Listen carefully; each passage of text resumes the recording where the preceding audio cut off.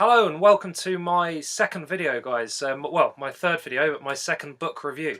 This book is another Lisa Thompson book. This is the Goldfish Boy, a really good book that I just finished reading about half an hour ago. What I wanted to do is take a bit of a similar approach to what I did in my previous video when I reviewed The Light Jar by Lisa Thompson. I wanted to give a little bit of a run through of the story, my thoughts on it, and then just a few ideas I thought about how maybe we could incorporate it into the classroom. I'll start by saying there are some similarities between the Goldfish Boy and the Light Jar.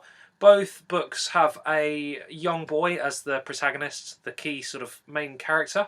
This book is about a boy called Matthew with crippling OCD, obsessive compulsive disorder. He is almost entirely housebound. He spends the vast majority of his time living in his bedroom, looking out of his bedroom window at the neighbourhood around him.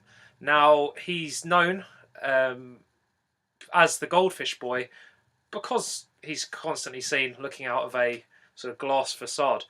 The story centres around the missing toddler called Teddy. So a young 18-month-old child who is a boy that's come to stay with his grandfather, who he doesn't see very much, has gone missing. And the last person to see Teddy is Matthew, the Goldfish Boy.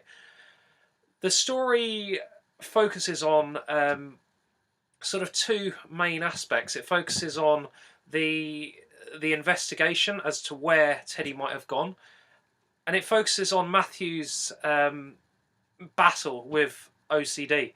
The battle with OCD is something that's having a really big impact on his life. It's something that has meant he's really struggling in terms of his relationship with his parents, and you can sort of see glimpses of how they are falling out with each other, they are falling out with him. He's spent a great deal of time off school. He's spent plenty of time at home refusing to go in, and that's meant that his mum is having to make up excuses to the school as to why her son hasn't been attending. Now, the OCD centres around an incident that has happened a number of years ago where his mother has had a miscarriage, and he blames himself for that. He has got a huge phobia of germs, and he feels that he is going to pass on germs and illnesses to others if he doesn't wash his hands several times a day. He is letting the OCD affect not only his life, but the others around him. And I think what is amazing about this book, and I really would say it is amazing, is just how invested as a reader you become in the character. It is immensely frustrating reading about the battle that Matthew is undergoing. He knows deep down, I think, that what he is doing isn't really worthwhile and isn't actually necessary. However, he cannot stop himself from doing it. This is compulsive hand washing. This is massive cleaning of the room that he lives in. This is what else does he do? He's got a huge phobia of the number 13. He'll only describe it as 10 plus 3, and count every 13th minute. He'll count up to the number 7 over and over again until that minute has passed. But the missing boy, the case involving Teddy the toddler, that is something that prompts a change in Matthew. There are situations where he has to overcome his battling or his crippling OCD to essentially help bring Teddy home or help discover what has happened to Teddy and how he's gone missing. There's not only situations where he's overcoming massive fears in this book, but there's a wonderful friendship that emerges between himself and Melody, a slightly odd girl who lives across the street. They build up quite a close and really lovely friendship where they're sort of able to help each other and both sort of follow the trail of discovery as to where this missing boy might have gone.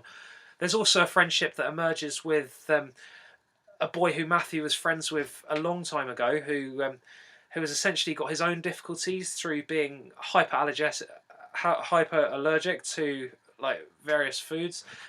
He's someone that has had some trouble at school through bullying, and he blamed Matthew for not sort of being there fully for him in the past. And that friendship was very much divided. However, throughout the book, they become closer and closer, and there's a lovely little bond between the three of them that seems to emerge.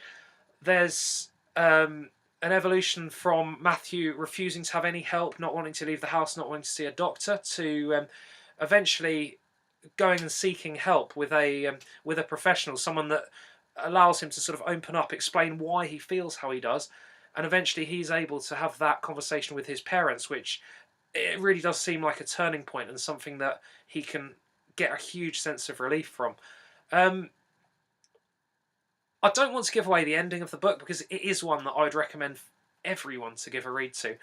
I think it compares very closely to The Light Jar. I'd say if I had to choose, I'd probably shade the Goldfish Boy. They're different, but I think the emotional investment that I got in this character was something that probably shaded the book for me. In terms of how it could be brought into the classroom, I thought there was some lovely stuff about friendship, about how what makes a good friend, about accepting differences, about seeing how we could perhaps how parts of our personality could help fill parts of our friends' personalities. Our strengths could perhaps help with their weaknesses and vice versa. And I thought that was a lovely message that could be brought into some PSHE learning at school. I thought, again, there was some stuff that fits very well with emotional literacy. There was anxiety, there was heavy traits of anxiety throughout the book. There was the insecurity of the character. There was perhaps the sort of difficulty he felt keeping things in to himself. Perhaps the frustration that both of his parents felt, thinking, I'm not able to help him. What can I do? They kind of felt useless. They wanted to sort of help pander to his needs in some respects, but at the same time, it was almost making his condition worse. And that's an example seen when Matthew's mum is sort of sneaking latex gloves to him so he doesn't have to wash his hands raw, but it's something she's doing without telling his father. There's also a nice nice part of the book. Matthew builds up a sort of fictitious relationship with he calls it the wallpaper lion. It's a sort of character he's seen through a crease in the wallpaper in his bedroom.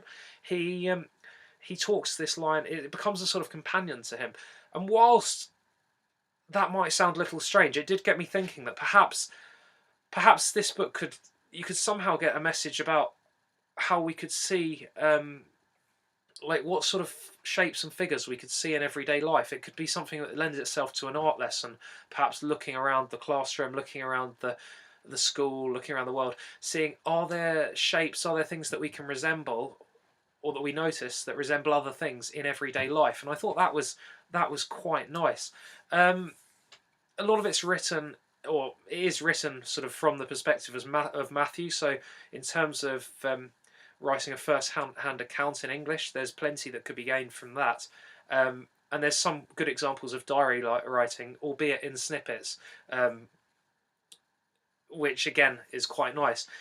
It was nice to see this in comparison to some of the sort of Jeff Kinney books, some of the sort of diary-style writings. It was nice to see a first-hand account that was conversational, that wasn't sort of comic-y in the way it was written. It had very lovely vocabulary. It was very descriptive, and it's a book that I'm going to be reading after Easter with my class, and I'm really excited to do it again, and I know they're going to get plenty from it. As I say, fantastic book. I enjoyed it immensely. It's one I'm sure to read again several times over the years. I'm sure it's something that I think will go very, very well as a class read. I'm going to do it with my Year 4 class. It will stretch them, but I think that's a good thing. But it's certainly something in sort of Year 5 and 6 that would fit really, really well. Thank you for watching. I'm really, really grateful for all the positive comments, and I hope that you can take something from this. I'd love to hear your opinions if you've read the book. If you've enjoyed the video, please give it a thumbs up, and be lovely if you subscribed. Thank you. Cheers, guys.